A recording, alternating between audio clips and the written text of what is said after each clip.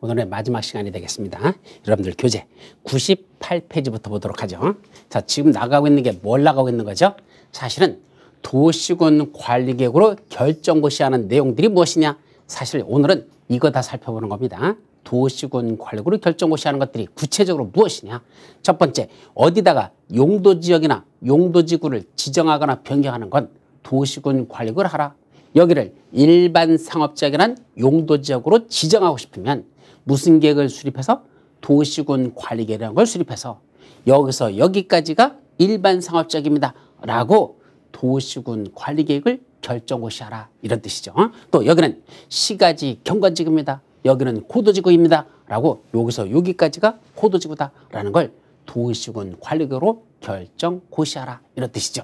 또 개도시 수입이라는 용도 구역을 지정 변경할 때도 그 용도 구역의 지정 변경도 도시군 관리계획으로 결정고시합니다. 그러다 보니까 용도지역이 뭐고 용도지구가 뭐고 이 5개 용도 구역이 무엇인지 하나하나 내용들을 쭉 살펴보는 거, 그것을 먼저 했었고, 두 번째로서는 이제 그 안에 기반시설을 설치하자. 그게 바로 지금 보고 있는 이거죠. 자, 기반시설을 설치하자. 그럼 기반시설의 종류들이 있을 것이고, 그런 기반시설을 어디다가 구체적으로 설치하고 싶으면, 그걸 만들고 싶으면 그때는 뭘 한다? 원칙은 미리 도시군 관리계획으로 결정고시해야 됩니다.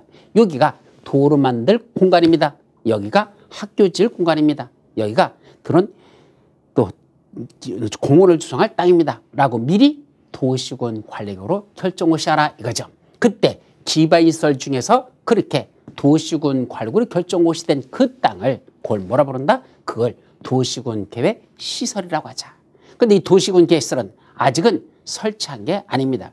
설치하거나 정비하거나 개량하는 그 구체적인 사업을 무슨 사업을 한다? 도시군 계획 시설 사업이라고 그러자. 따라서 기반시설 중에 도시군 관리계획으로 결정된 건 도시군 계획시설. 이 도시군 계획시설을 설치 정비 개량하는 사업을 도시군 계획시설 사업 이렇게 나가죠. 그때 기반시설은 미리 도시군 관리계획 결정해서 설치해야 되지만 예외적으로 도시지역이나 지구 단위 계획구역 또는 그런 외의 지역에서 일정한 기반시설은 미리 도시군 관리계획으로 결정하지 않고도 설치할 수 있는 그런 기반시설도 있다. 예를 들면 뭐 설치하는 거, 여기 주차장 설치하는 거 또는 시장, 공공청사 이런 것들, 폐차장 이런 기반시설은 미리 도시군 관리계획으로 결정하지 않고 그냥 설치해도 되는 그런 기반시설이더라 라는 것도 있었죠. 또 기반시설 중에서 공동구는 어떻게 설치 관리하고 광역시설은 어떻게 설치 관리할 것이냐. 공동구하고 광역시설 설치 관리하는 예외가 있었습니다. 자, 그리고 이제 사업을 시행하는 절차는 원칙적으로 제일 먼저 도를 내겠다는 도시군 관리계획이 결정고시 됐다. 다른 말로 도시군 계획시설 결정고시가 제일 먼저 나고, 그로부터 원칙적으로 3개월 이내에 급한지 천천히 내도 되는 계획, 즉 단계별 집행계획을 수립하는데, 그때 단계별 집행계획은 제1단계 집행계획과 제2단계 집행으로 구분해서 수립한다. 그래서 1단계는 지금부터 3년 이내에 사업을 시행하는 거, 2단계 지금부터 3년 후에 사업을 시행할 것, 이렇게 구분해 놓고 그중에 바로 1단계 집행계획에 포함시키면 그때는 3년 내에 사업을 시행하는 것들이죠. 그거는 누가 사업을 시행할 건지 먼저 사업 시행자를 정해놓고 사업 시행자가 할 일, 사업을 시행하기 위한 구체적인 계획, 실시계획을 작성해서 지정권자한테 인가받고 그 다음에 그걸 고시하면 이제 실시계획대로 사업에 들어가면 됩니다. 다만 실시계획 인가고시가 있다고 해서 바로 사업에 들어가는 게 아니고 사업에 필요한 몇 가지 조치가 있는데 그게 바로 무슨 단계다? 보상과 관련된 단계로 들어간단다. 그래서 사업 시행에 필요한 조치로서 제일 먼저 뭐죠? 보상하려면 토지 소유자가 누군지 알아야 될 거냐. 그때 토지 면적이 얼마나 되는 것이고 그 위에 건축물이 합법적인지 불법적인지 확인하기 위해서는 바로 건축물 대장, 토지 대장, 그 다음에 등기부등본 이런 걸 확인해야 되는데 각종 서류를 열망하나 교부 청구하는 걸 무료로 할 수 있다. 공짜랍니다. 두 번째, 연락을 했는데 그 사람의 주소지 거수지가 불명이라서 연락이 안 됩니다. 그럼 공시로 송달할 수 있다. 공시로 송달하는 거. 세 번째, 연락이 돼서 만났습니다. 먼저 보상에 관한 협의를 먼저 합니다. 협의 보상이 되면 좋은데 협의가 안 되면 강제로 수용할 수밖에 없단다. 그래서 수용과 관련된 단계들. 자, 이런 등등 사업 시행에 필요한 조치가 다 끝났습니다. 그럼 이제 5번째로서 이것을 이제 일로 넘어가. 그래서 그러면 이제 공사, 사실은 시공 이거는 법에는 없어. 왜? 실시계획 인가받은 대로 공사하라는 얘기입니다. 간섭하지 않겠다는 얘기입니다. 그러니까 실시계획 인가받은 대로 공사 들어간다. 그게 시공이고, 이게 여기서 이제 6번째네. 그리고 이제 7번째로서 뭐죠? 공사가 다 끝났다. 그러면 제대로 공사했는지 그거에 대한 검사를 받는다. 그러면 공사 완료 보고서라는 걸 작성해서, 이건 사업 시행자가 작성해서 그걸 제출합니다. 그러면 준공 검사를 하고, 준공 검사 결과 이상 없다? 그러면 공사 완료 공고를 한 걸 하면 사실은 공사는, 정상적인 공사는 다 끝났다. 이게 정상적으로 도시군 계획 시설 사업을 시행한다면 이런 절차들을 하라는 얘기입니다. 자, 근데 이번 시간에 이제 뭐죠? 그게 도를 내겠다는 도시군 계획시설 결정고시는 있었는데, 여기 도를 내겠다고 도시군 관리계획은 수립됐는데 상당한 기간이 지나도 도로 안 만들더란 얘기입니다. 그러면 누가 심각해진다? 이 안에는 토지 소유자들이 문제가 됩니다. 왜 문제가 된다 그랬죠? 첫째, 도를 내겠다는 도시군 관리계획 결정고시 되면 이 도시군 계획시설 부지 안에서는 원칙적으로 건축물 건축, 공작물 설치 허가를 하여서는 아니 됩니다. 즉 도시군 계획 시설 사업과 관련된 건축물 건축이나 공작물 설치는 허가 내주겠지만 그런 게 아닌 건 원칙적으로 허가해서는 안 됩니다. 어차피 도로 만들 땅인데 건물 지으면 뭐합니까? 도로 만들 때는 다 철거할 건데, 그러니까 괜히 국가적인 재산 낭비하지 말자는 얘기입니다. 건축가가 공작물 설치하고 안 내주겠다는 얘기입니다. 그러면 이 안에 있는 토지 소유자들은 건물도 못 지게 해요. 공작물 설치도 못하게 해요. 그러면서 세월은 내월은 흘러가면서 결국 보상비도 안 주고 있다면 토지 소유자 입장에서는 열받지 않느냐. 보상비 줘버리면 간단한데 보상비도 안 주면서 건물도 못 지게 한다. 이게 세월이 흘러가는데 문제가 있는 겁니다. 그러면 몇 년이 지났다? 그 땅에서 장기 밀집행 도시군 개설 부지에서 첫째 몇 년이 지났죠? 2년이 지났습니다. 2년. 그때까지도 도로를 안 만들고 있습니다. 그때 도로 안 만드는 게 2년이 지났는데 그때까지도 요거 단계별 집행계획이 수립돼 있지 아니하거나 수립은 됐는데 1단계 집행계에 포함되지 아니했더라. 1단계 집행계에 포함되지 않았다는 건 2단계로만 수립됐다는 얘기입니다. 그럼 2단계는 몇 년이죠? 지금부터 3년 후에 사업을 시행하겠다 이 말입니다. 이때 지금이라는 게 도로 내겠다는 도시군 계획시설 결정고시가 있었고 그로부터 2년이 지났는데 아직도 1단계에 포함되지 않았다 이 말입니다. 그럼 2년이 지난 상태에서 1단계에 포함되지 않았다는 건 지금 2년 지난 지금 시점에서 앞으로 3년 이내에도 사업이 시행될 가능성이 없다는 얘기입니다. 결국 도로 내겠다고 도시군 관리계획 결정고시 되고 2년이 지났고 그런데 지금 2년 지난 지금 시점에서 아예 단계별 집행계획 자체가 수립이 안 됐거나 수립은 됐는데 1단계에 포함되지 않았다. 그러면 2단계로 수립됐다는 얘기고 그 얘기는 3년 이내는 도로 낼 계획이 없다라는 말 같더라. 그러면 2년 지났는데 앞으로도 3년 내에 도로 안 낸다. 그럼 처음부터 계획이 결정고시 날부터 몇 년이야? 5년이라는 세월이 되는 거죠. 이 5년 동안 건축물 건축 못하게 하고 공작물 설치도 못하게 하고 그리고 보상비도 안 준다는 얘기입니다. 그러면 그 토지 수익자 입장에서는 열받아 한 번 더 열받겠죠. 그러면 2년이 지난 시점에서 이제 뭐 할 수 있다냐? 그 특강특시도 시장에서 났던 그 시행자한테 찾아가서 뭐라고 합니까? 저기 지금 2년 지났는데 앞으로도 3년 내는 여기 도로 안 낼 거라면요. 그 3년 동안 썩히지 말고 그 3년 동안 저 땅 내가 일부 개발행위 좀 할 수 있도록 허가 좀 내주세요.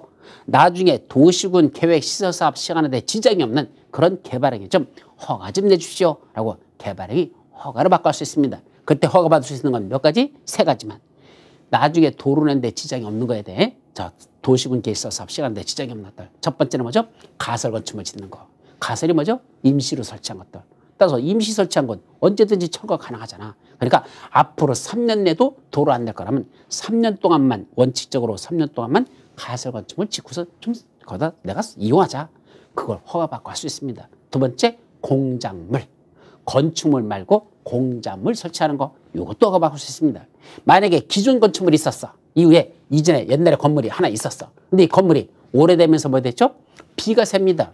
거기다 뭐 뻥크가 나가지고 거기 막 바람이 들어옵니다. 그럼 뭐 할 수 있죠? 개축, 재축, 고쳐 짓는 것까지는 허가받고 할 수 있다. 그래서 몇 가지만 가능하다? 2년의 경과할 때까지도 단계별 집행계획 수립됐지 아니하거나 1단계 집행계획 포함되지 아니한 경우는 3가지를 개발행위 허가받고 할 수 있다. 뭐만 할 수 있죠? 첫째, 가설 건축물의 건축, 그에 필요한 용지 확보. 두 번째, 공작물의 설치. 세 번째, 기존 건축물이 있었다면 그 건축물의 개축, 재축까지만. 신축이나 증축은 안 돼요. 기존에 있는 건축물 고쳐 짓는 개축, 재축 요것까지는 허가받고 할 수 있다라는 걸 조심합니다. 자, 그래서 허가받고 설치했어. 그래서 몇 년이 지났을까? 3년이 지나버렸습니다. 그럼 3년이 지나서 1단계 집행에 포함됐고 이제 본격적인 사업에 들어간대. 그럼 이 설치한 것들 뭐 해야 돼? 다시 철거해야 될 거 아니야. 가설건축물 설치한 거, 공작물 설치한 거 그거 뜯어내야 될 거 아니야. 누구 부담을 할까요? 그 두 가지. 가설건축물 건축한 거고 공작물 설치한 것만. 그때는 사업 시행 예정일 3개월 전까지 소유자 부담으로 그 소유자, 가설건축물하고 공작물 소유자죠. 그 사람 부담으로 철거 등 원상회복을 하여야 한다. 그래서 이제 본격적으로 3개월 후에는 공사 들어가니까 이거 철거하세요라고 원상회복을 명하여야 한다. 명령을 내리라는 얘기입니다. 이것이 중요해요. 만약에 명령을 이해하지 않으면 그때는 강제 집행 들어가죠. 행정 대집행에서 강제 철거에 들어가고 그 비용은 소유자한테 부담시키면 되는 겁니다. 이것이 2년이 지나도 사업이 시행되지 않을 때 일부 개발행위 허가받고 할 수 있다. 이거죠. 자, 그 다음에 두 번째가 뭐죠? 10년이 지나도 사업이 시행되지 않는 경우. 요 10년 지났을 때는 몇 가지로 나눠져. 10년이 지나도 사업이 시행되지 않는 경우라고 돼 있죠. 그 중에 어떤 땅만. 이 중에 요 안에도 보면 소유권 관계가 좀 나눠져 있다고 가정해봐. 그래서 여기 1번 필지, 2번 필지, 3번 필지, 4번 필지, 5번 필지 이렇게 5필지로 나눠져 있는데 그중에 요 5번 필지 지목이 뭘까? 이 땅이 지목이 대인 토지라고 가정하죠. 지목이 대인 토지. 물론 토지 위에 건축물이나 정착물이 있다면 그것도 포함해서. 그래서 지목이 대인 토지와 그 위에는 건축물, 정착물을 포함해서 그거에 대해서는 뭐 할 수 있단다? 이 토지 소유자가 몇 년이 지났다고? 10년이 지나도 사업이 시행되지 않을 때 그때는 내 토지 사주세요. 그 안에 있는 건축물, 천창물도 포함해서 사주세요. 라고 내 토지 사달라는 걸 우리 법률용어로 만다 매수 청구 사주세요. 라고 매수를 뭐 할 수 있다? 청구할 수 있다. 여기 매수 청구권이 인정된다는 것. 요거는 현문제에서 아주 자주 출제됩니다. 거의 1년 지나 1년씩 아니면 3년에 2번 이 정도로 아주 출제 잘 되는 거니까 이건 꼭 기억해야 됩니다. 항상 시험 문제 영순이다. 여기서 제일 중요한 게 바로 매수 청구권입니다. 자, 어떤 땅만 허용된단다?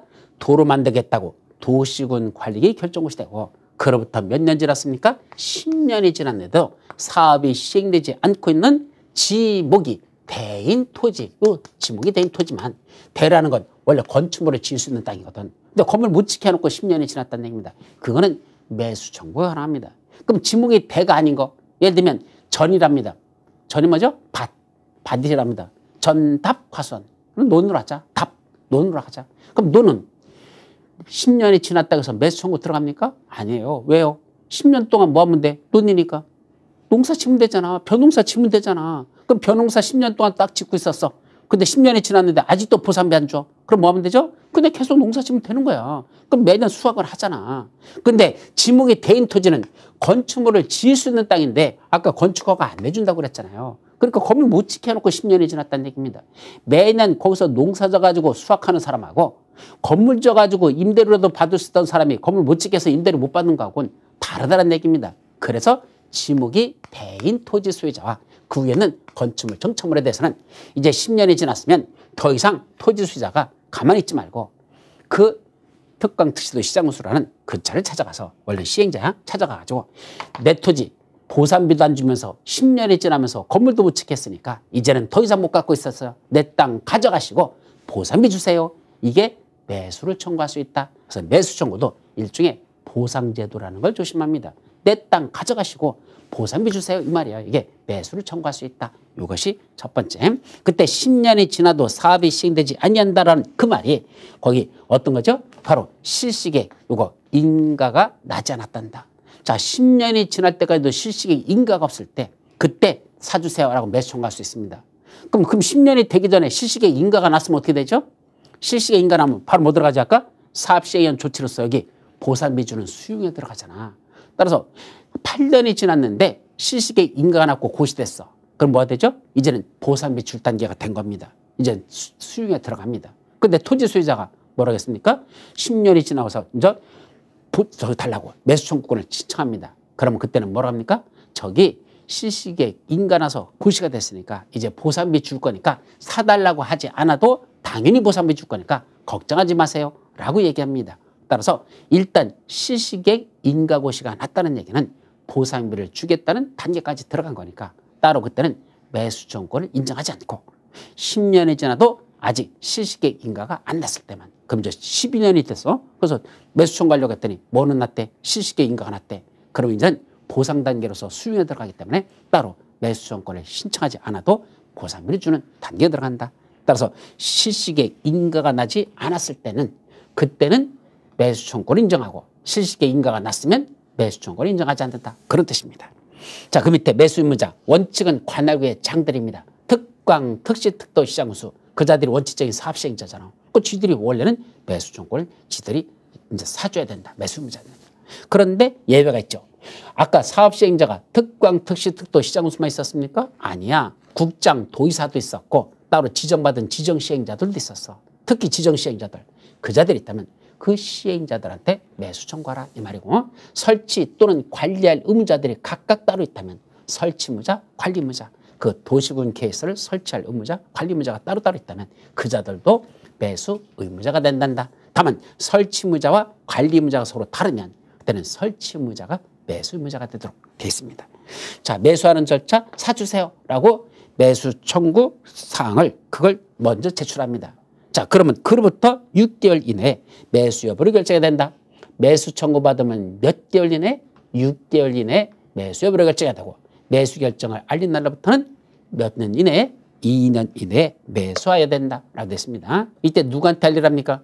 그것도 시험 문제 난 적이 있었어. 첫째는 바로 관할구의 장들, 특광, 특시, 특도, 시장, 군수 그 자들에게 알려야 된다. 누가고?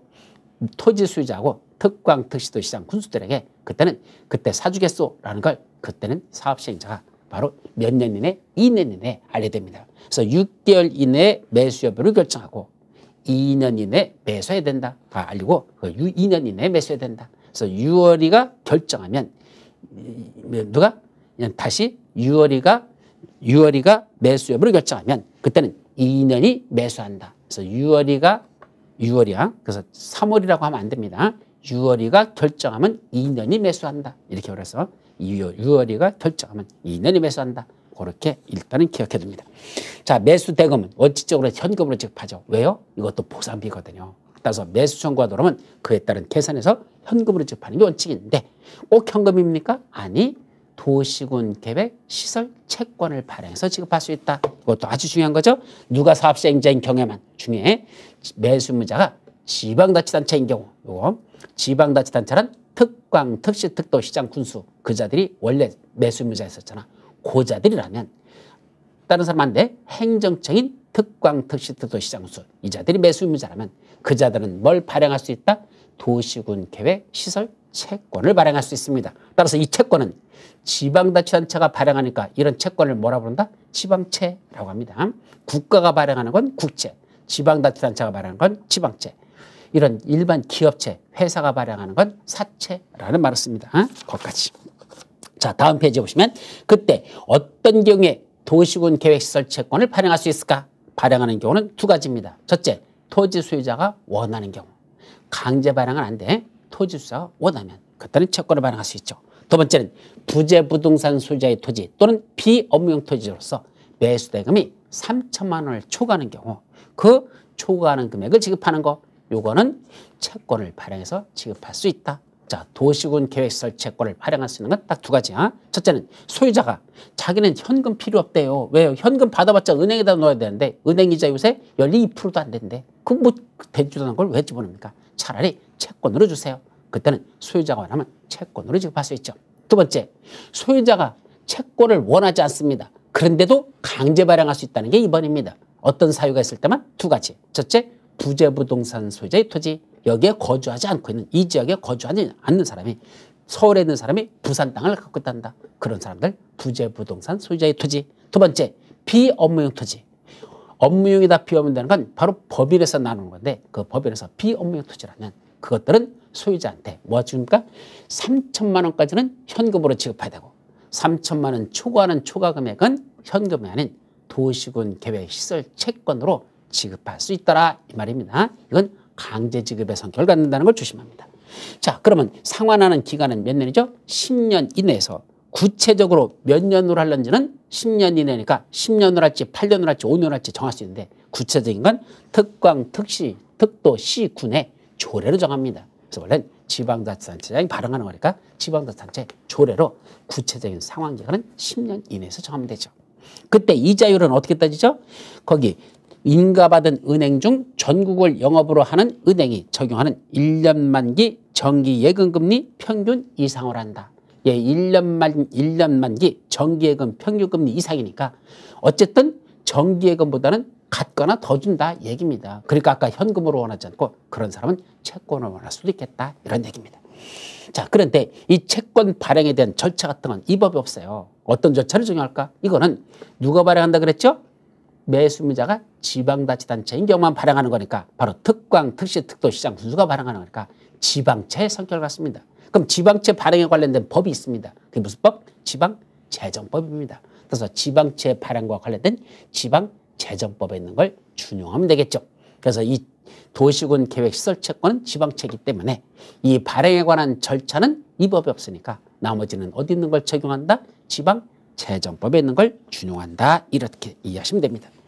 자, 사달라고 청구했더니 반드시 사줘야 됩니까? 아닙니다. 예산 없으면 안 사줘도 돼요. 그래서 여기 서울특별시장한테 내 토지 사주세요 라고 매수 청구했더니 서울특별시장이 뭐랍니까? 미안하지만 보상비가 없어서 사줄 수가 없습니다.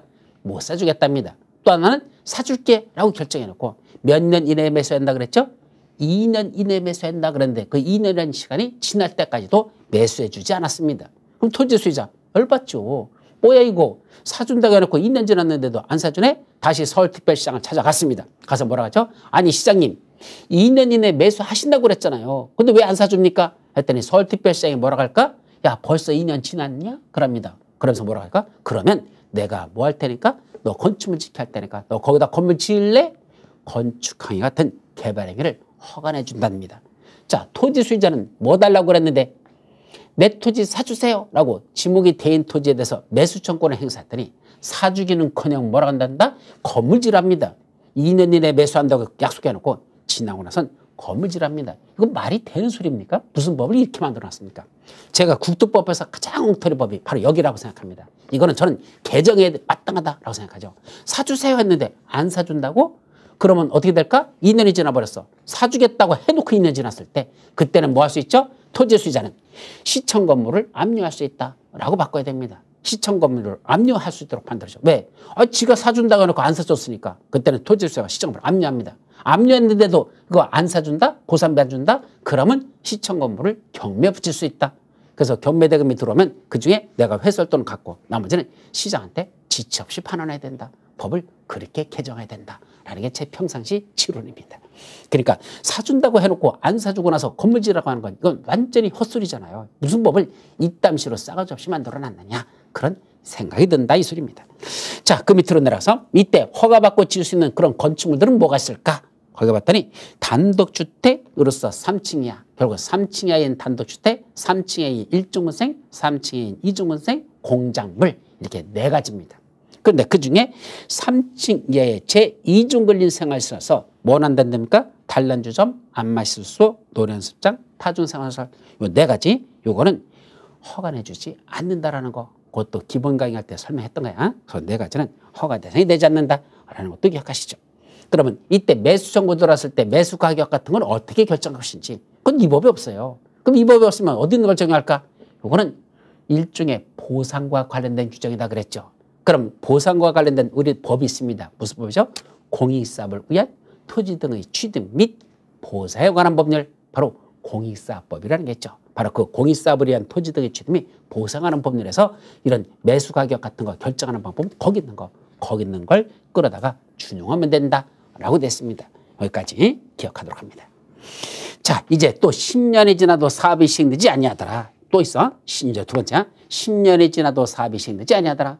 또는 더 이상 도시군 계획시설 결정고시 했던 거, 도로 내겠다고 고시했던 거 이거 더 이상 설치할 필요성이 없어졌다. 왜냐하면 원래는 여기다 도로 내려고 계획을 수립했었는데 다시 도시계획이 새로 수립되면서 이렇게 도로 내겠다는 계획이 새로 수립이 됐습니다.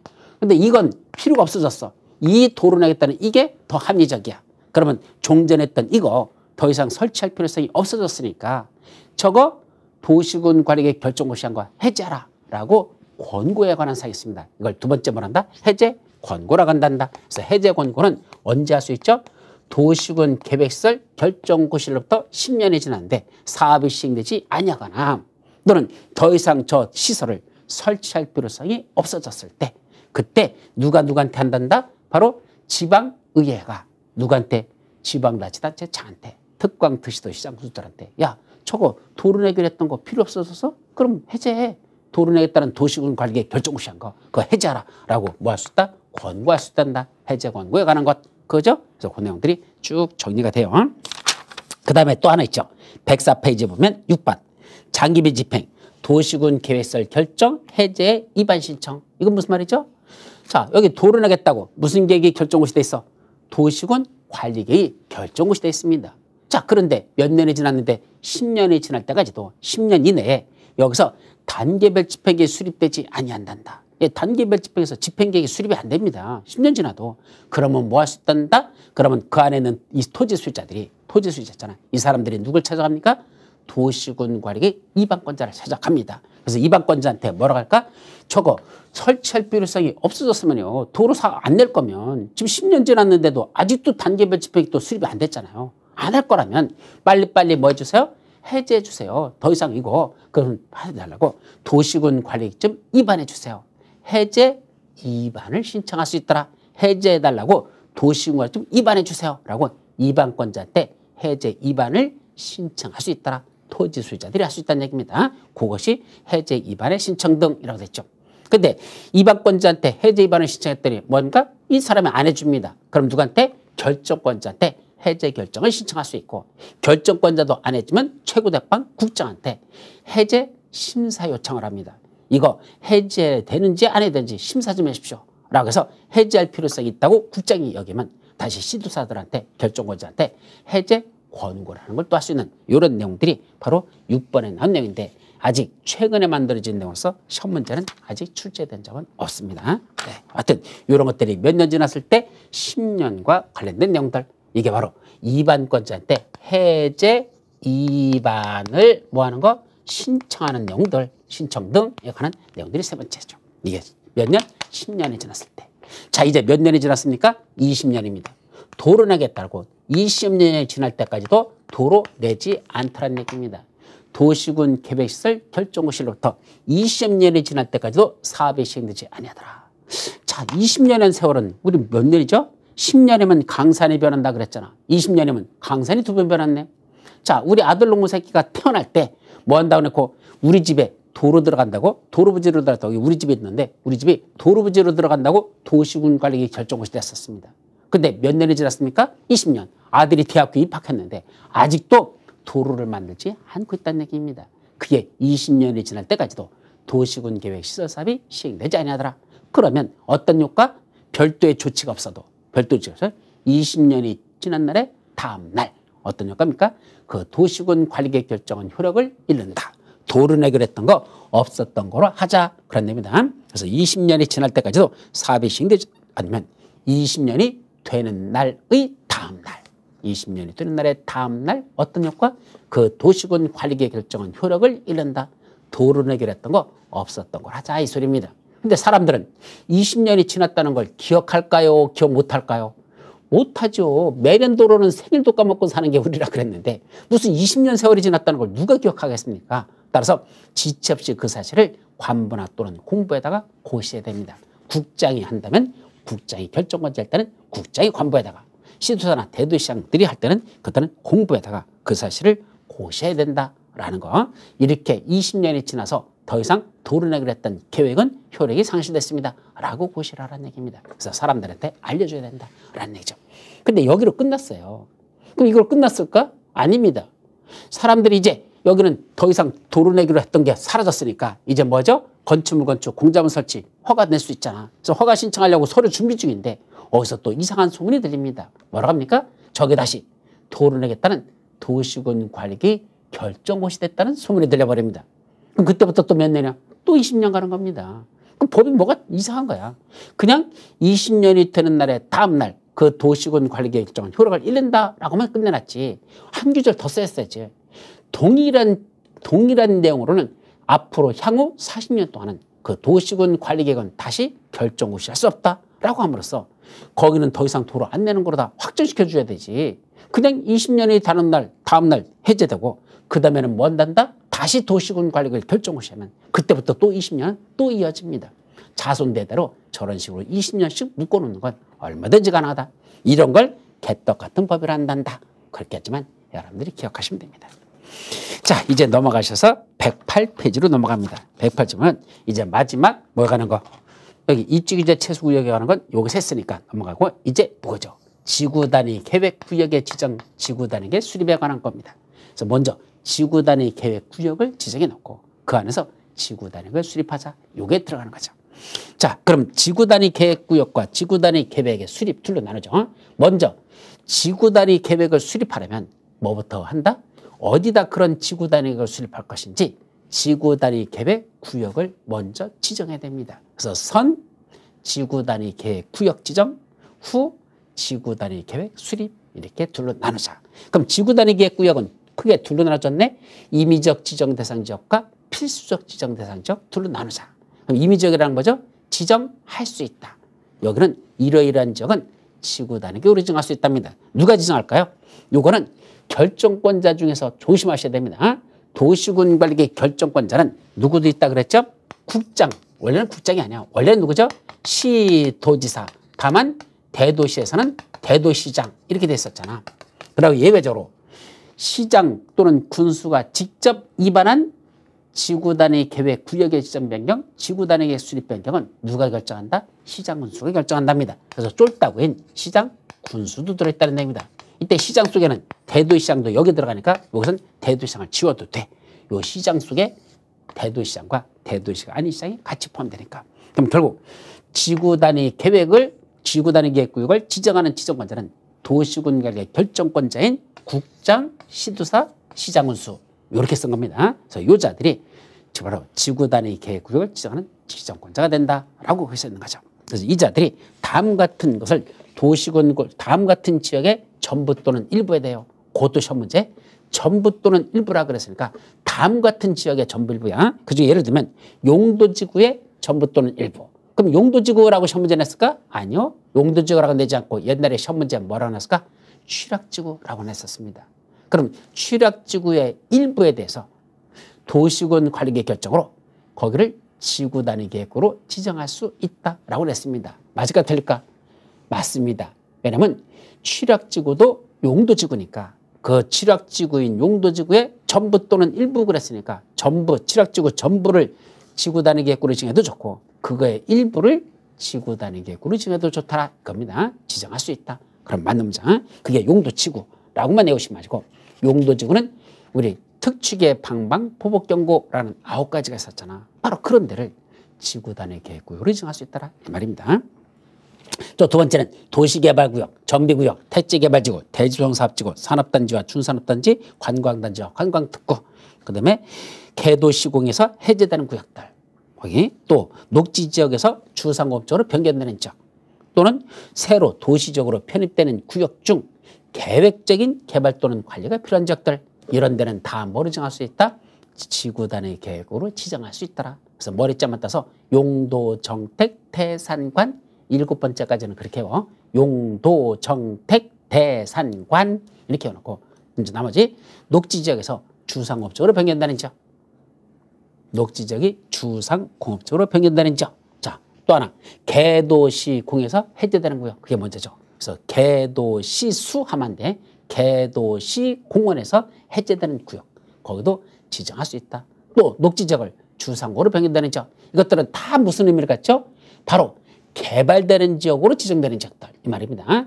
자, 개도시공이라는 지역은 개발 못하게 하는 지역들입니다. 그걸 뭐로 바꾼다? 해제해버렸답니다. 그럼 개발제한구역 그린벨트가 해제됐다? 당연히 개발이 이루어지죠. 도시제한공원구역 그 개발 행위를 제한합니다. 그게 해제됐다? 당연히 개발이 이루어지죠. 시가와 조정구역 또는 공원 이런 공원구에서 해제돼 버리면 그때부터는 개발을 할 수 있습니다. 그러니까 그 개발하고자 하는 그 지역에 난개발을 방지하고 체계적이고 계획적인 개발 관리를 위해서 거기를 지구단위 계획을 수립하기 위한 지구 단위 계획 구역으로 지정할 수 있다. 이 소리입니다. 자, 전부 다 이건 개발되는 지역과 관련된 것이다. 따라서 개발제한구역으로 지정되는 지역 하면 안 돼요. 개발제한구역으로 지정된 게 해제되는 지역. 그래야 개발이 이루어지죠. 그런 데가 지구 단위로 지정할 수 있지. 개도시공에서 해제되는 지역이 아니라 개도시공으로 지정되는 지역 하면 땡 틀린다. 그런 걸 조심하라는 얘기입니다. 자, 그 밖에 이제 옆 페이지로 넘어가서 시범도시라고 109페이지 맨 위에 박스 속에 있는 박스 속에 있는 또 박스 시커먼 거 거기 보니까 갑은 시범도시 개발행위 허가 취한 지역 그 두 가지는 기억해 두세요. 그래서 시범도시나 개발행위 허가 취한 지역 또 지구 단위 계획구역으로 지정할 수 있습니다. 반면에 그 밑에 109페이지 필수적 지정 대상 지역 다음 같은 지역은 반드시 지구 단위 계획구역으로 지정하여야 한다. 시험 문제 여러 번 났었습니다. 이것도 지구 단위 계획과 관련돼서 가장 시험 문제가 많이 났었죠. 그래서 반드시 지구 단위 계획으로 지정해야 되는 지역들 그중에 첫 번째가 정비구역 택지개발지구에서 사업 시행이 끝난 후 10년이 지난 데. 자, 정비구역하고 택지개발지구입니다. 머리자만 떼서 정택이라고 합니다. 정택이가 시행되는 사업이 끝난 후 10년이 지났다. 그래서 정택이 10년 이렇게 합니다. 그래서 정택이가 태권도 1단을 따는데 몇 년 걸려서 10년이 걸렸습니다. 그럼 태권도 1단 따는데 10년이 걸렸대. 그걸 바라본 누가? 두 번째 시가와 주정구역 공원에서 해제된 시공이 맞죠? 시공이는 뭐 한답니까? 그때는 지는 얼마 주고 샀습니까? 30만 원 주고 그냥 그 합격증을 그 일단 자격증을 사버렸습니다. 그래서 누구는 정택이는 태권도 초단 따는데 10년 걸렸고 시공이는 차라리 30만 원 주고 샀다 이렇게 해버립니다. 그래서 정택이 10년 시공이 30만 원 이렇게 오시죠. 그래서 정비구역 택지개발 중에서 사업 시행이 끝난 후 10년이 지난 지역. 그 다음에 시가와 주정구역 또는 공원에서 해제되는데 그 해제되는 면적이 얼마나 된다? 30만 제곱미터 이상일 때. 그럼 아까 봐봐. 개, 도, 시, 공에서 해제되는 구역은 지구 단위 계획구역으로 지정할 수 있다라고 됐잖아. 근데 그 중에 시가와 주정구역 공원에서 해제되는데 동시에 면적이 30만 제곱미터 이상 된다면 그때부터는 모두 된단다. 반드시 지구 단위 계획구로 지정해야 한답니다. 따라서 시공이는 둘로 나눠지네. 해제되는 면적이 30만 제곱미터 미만일 때는 그냥 지구 단위 계획구로 지정할 수 있다가 되는 거고 면적이 해제되는데 면적이 30만 제곱미터 이상 되면 반드시 지구 단위 계획구로 지정해야 한다. 그게 시가와 주정구역과 공원이라는 거. 그럼 개발제한구역과 도시제한공에서 해제되는 구역은 면적 규모에 관계없이 면적이 30만 이상이라 하더라도 거기는 지구 단위 계획구로 지정할 수 있다로 끝나는 겁니다. 아셨죠? 따라서 개도시공에서 해제되는 지역은 지구 단위 계획구역으로 지정할 수 있는데 그중에 시공에서 해제되는데 면적이 30만 정도 이상 되면 그때부터는 반드시 지구 단위 계획구역으로 지정해야 한다. 이렇게 이해하시면 됩니다. 또 그 밑에 무슨 지역을 뭐로 바꾼댔죠? 녹지지역을 주거지역이나 상업지역이나 공업지역으로 뭐한답니까? 변경하겠답니다. 즉 자연녹지지역을 제1종 일반 주거지역으로 변경한다. 이거 생산녹지지역을 일반 상업지역으로 변경한다. 이런 식으로 녹지지역이었던 지역을 주거지역이나 상업지역이나 또는 공업지역으로 변경한답니다. 자, 그럼 녹지지역은 보존하는 지역, 주상공업지역은 개발하는 지역 이런 성격을 갖죠. 그럼 결국 보존하던 지역을 개발한 지역으로 변경한다면 그때는 아까 뭐 한다 했죠? 지구 단위 계획 구역으로 지정할 수 있다. 아까 있었잖아. 옆 페이지 8번에 지구 단위로 지정할 수 있다. 근데 이 변경되는 면적이 역시 30만 제곱미터 이상 변경한다면 녹지 지역을 풀어가지고 주거지역이나 상업지역이나 공업지역으로 바꿔버렸는데 면적이 30만 제곱미터 이상 되면 이때부터는 지구 단위 계획 구역으로 지정해야 한다. 그럼 30만 미만까지만 변경할 때는 지구 단위계획으로 지정할 수 있고 30만 이상 변경할 때는 반드시 지구 단위계획으로 지정해야 한다라는 뜻입니다. 아셨죠? 그렇게 구분해서 여러분들이 기억해 두시기 바랍니다. 자, 그리고 다음 페이지 보면 도시적 외지역에서 지정 대상 지역 하겠습니다. 어디에다가 도시적 외지역에서도 지정할 수 있다는 얘기입니다. 자, 그 중에 1번에 관한 건 우리 여러분들 기본 강의할 때 1번 설명했고 2번 개발진인지구로서 대통령을 정하는 다음에 요건에 해당하는 지역 그 2번은 여러분들 설명하지 않았던 겁니다. 자, 그 2번에 가는 거 보죠. 개발진흥지구 그랬습니다. 그러면 우리가 한번 용도지역을 다시 그림으로 그려보자. 자, 오랜만에 한번 그려보죠. 여기 무슨 지역? 도시지역. 여기 관리지역. 여기 농림지역. 여기 자연환경 보전지역. 근데 관리지역은 다시 뭐로 나눠지죠? 여기 보전관리지역, 생산관리지역, 계획관리지역 이렇게 나눠집니다. 근데 여기서는 뭐에 관한 거죠? 도시적 외지역에서만 따지는 겁니다. 따라서 도시적은 고려하지 않는다라는 걸 조심하시죠. 관리지역, 농림지역, 자연환경 보전지역인데 이것도 관리지역은 보전관리, 생산관리, 계획관리적으로 구분된 상태. 이런 상태에서 요 용도지역이 이렇게 되어 있는 요 도시적 외지역 여기서 말이야 도시적 외지역 이 지역에다가 뭘 지정한답니까? 개발 진흥지구를 지정하자 이 말입니다. 뭘 지정한다고? 개발 진흥지구라는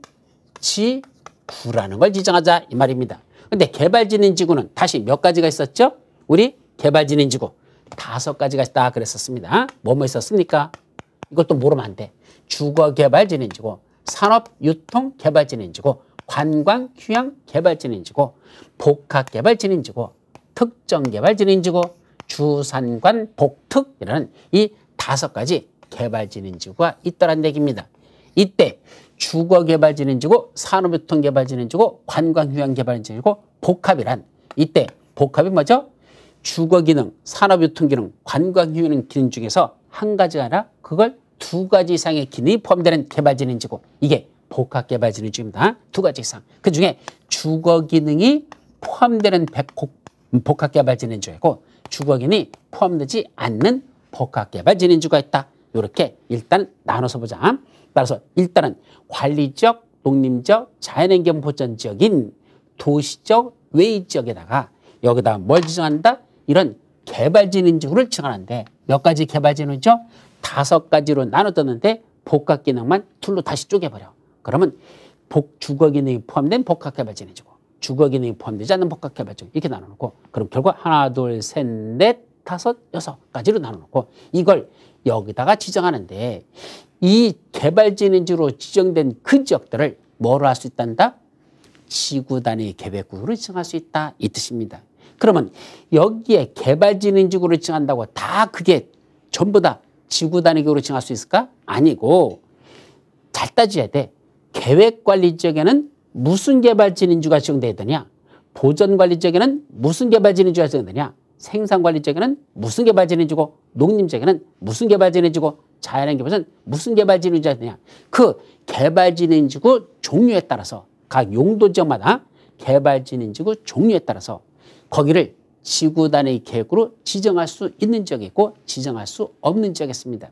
그래서 거기에 써 있는 것이 이제 여러분들 나온 게 111페이지 맨 밑에 보면 해당 개발진흥지구가 다음의 지역에 위치할 것 해놓고 그 말이 어려워요. 그중에 가번에 보면 동그라미 2번에 가번에 보면 주거개발진흥지구, 복합개발진흥지구가 및 특정개발진흥지구, 주복특이가 어디죠? 계획관리지역에 지정된답니다. 자, 그럼 봐봐. 어디? 여기 계획관리지역이란 이 안에 이 중에 주거개발진흥지구, 주거기능이 포함된 복합개발진흥지구, 특정개발진흥지구. 그럼 이거다. 주거개발진흥지구, 주거기능이 포함된 복합개발진흥지구, 특정개발진흥지구. 바로 주, 복, 특이라는 이 3가지 개발진흥지구가 이렇게 지정되면 계획관리지역이란 용도지역에 주, 복, 특이라는 개발진흥지구가 지정되면 여기를 뭐로 지정할 수 있다? 지구 단위 계획구역으로 지정할 수 있다. 이게 첫 번째입니다. 그럼 두 번째는 뭐죠? 산업유통개발진흥지구 및 복합개발진흥지구. 그건 주거기능이 포함되지 않은 걸 어디다 정한답니까? 계획관리지역, 생산관리지역 또는 농림지역이랍니다. 그럼 두 번째는 어디죠? 바로 계획관리지역, 생산관리지역, 농림지역. 여기 개, 생, 농이라는 3가지 용도지역 위에다가 뭘 지정한답니까? 산업유통개발진흥지역하고 주거기능이 포함되지 않는 복합개발진흥지구.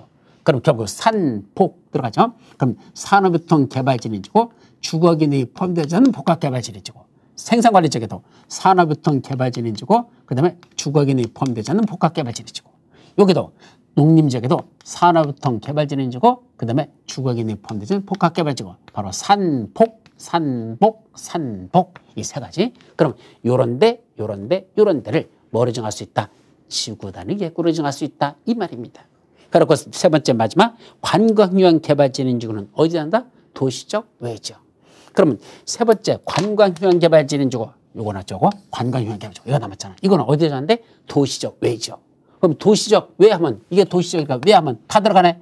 계획관리지역 안에 여기 관광유형 개발지구 요거 생산관리지역 안에 관광유형 개발지구 보전관리지역 안에 관광유형 개발지구 농림지역 안에 관광유형 개발지구 자연환경 보전지역 안에 관광휴양 개발지구에 지정되면 이 관광휴양 개발지구로 지정된 지역들을 다 뭐로 정할 수 있다?